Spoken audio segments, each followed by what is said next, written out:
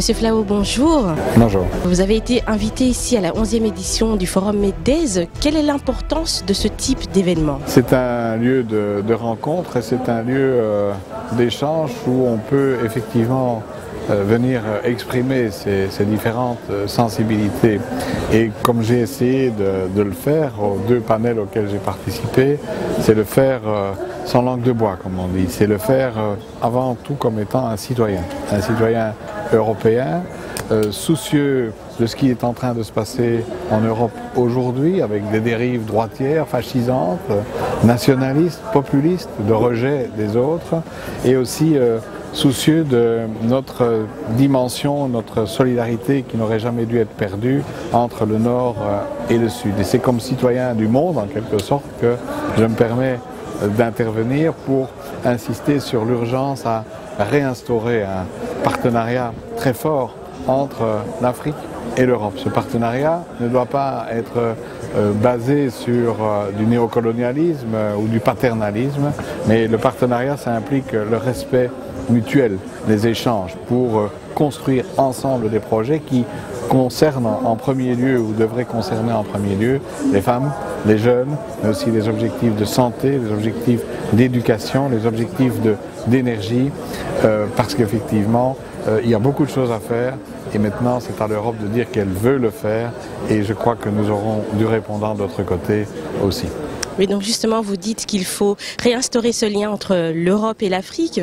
Donc que pensez-vous de cette volonté du Maroc d'adhérer à la CEDEAO et donc peut-être faire le lien entre l'Europe et l'Afrique subsaharienne? Le Maroc, depuis un très grand nombre d'années, joue déjà un peu ce rôle de lien de façon informelle. Si ça peut se formaliser, ce serait peut-être une bonne chose. Mais je crois que ce qui est important avant tout, c'est les actions des responsables politiques, c'est la volonté citoyenne. Les institutions doivent suivre. Une des erreurs, c'est que souvent en Europe, on crée l'institution et puis on se demande ce qu'on va faire avec. Ici, s'il y a vraiment cette volonté politique de rapprochement, de partenariat, tout acteur, tout pays qui peut servir de passerelle ou de facilitateur dans cette direction est effectivement le bienvenu et les démarches doivent être encouragées. Donc on prend souvent comme exemple l'Union européenne, donc pour parler ici de l'union des États, mais vous l'avez dit vous-même sur scène, l'Union européenne aujourd'hui est malade. Donc quels peut-être pourraient être les conseils à donner à ces futurs partenariats pour éviter d'arriver à de telles situations? Premier conseil, repartir des citoyens. Deuxièmement, faire des projets qui répondent à ces préoccupations des citoyens. Troisièmement, éviter de travailler sur base de choses complexes, d'institutions incompréhensibles qui s'ajoutent les unes aux autres et qui finalement éloignent la compréhension. Quand les gens ne comprennent plus, ils rejettent et ils tombent dans les populismes, dans les extrémismes ou de gauche ou de droite et aucune solution n'est venue des extrémismes de gauche et de droite.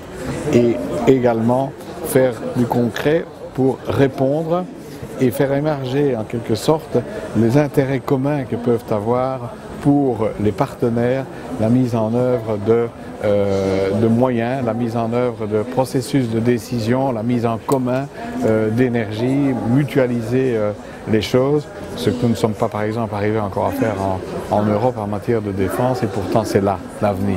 L'avenir c'est les frontières qui s'abaissent et les gens qui se parlent entre eux sur des projets concrets. Nous sommes à la veille des élections congolaises qui auront lieu le 23 décembre prochain. Donc vous êtes, de par les différentes fonctions que vous avez occupées, apte à pouvoir donner votre avis sur ces prochaines échéances.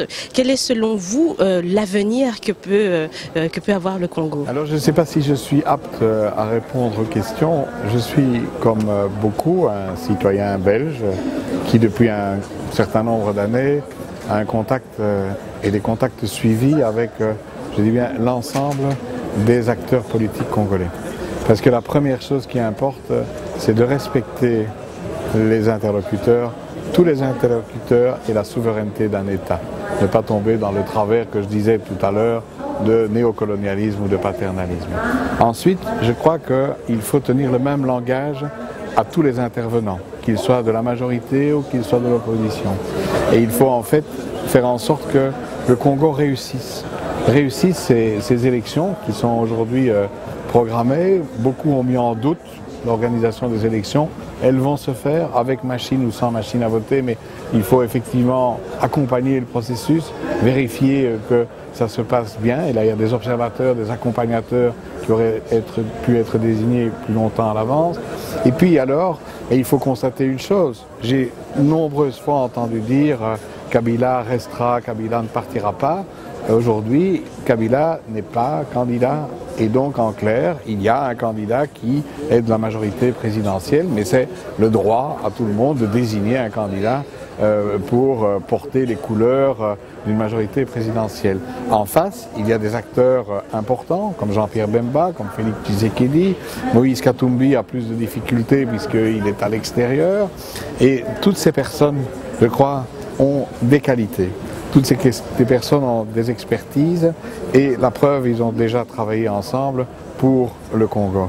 Et mon espoir, c'est que ces élections se passent bien et il faut soutenir le processus et puis qu'après, comme dans toute démocratie qui se construit quelque part, eh bien ces gens se reparlent pour effectivement, avec les capacités qui sont les leurs, avec la force de chacun et de chacune, parce qu'il y a aussi des dames qui doivent jouer, ils puissent effectivement se mobiliser pour ce très beau pays qui a un potentiel énorme, qui est la clé de voûte du continent africain et qui mérite effectivement de trouver paix, prospérité et nous devons aider effectivement à être partenaires aussi du Congo. Je vous remercie. Je vous en prie.